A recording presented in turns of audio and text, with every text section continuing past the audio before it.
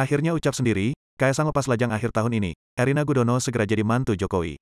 Kabar rencana pernikahan Kaesang Pangarep dan Erina Gudono akhirnya menemui titik terang.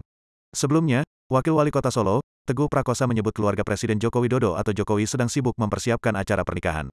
Lama bungkam, kini Kaesang Pangarep akhirnya mengatakan sendiri bakal menikah pada akhir tahun ini. Seperti apa?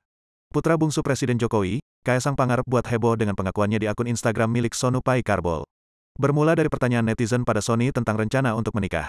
Sony santai menjawab dia tak sendiri karena temannya, yaitu Kaesang juga belum menikah. Bagus-bagus mulut kau, kawan aku pun belum nikah, kata Sony sambil mengarahkan kamera pada Kaesang. Mana? Aku akhir tahun ini nikah kok, jawab Kaesang sambil kemudian memakai kacamata. Pernyataan Kaesang itu semakin heboh setelah Wakil Wali Kota Solo, Teguh Prakosa membuka Grand Final e-sport di Surakarta. Dalam kesempatan itu Teguh hadir untuk menggantikan Gibran Rakabuming, Wali Kota Solo sekaligus kakak sulung Kaesang.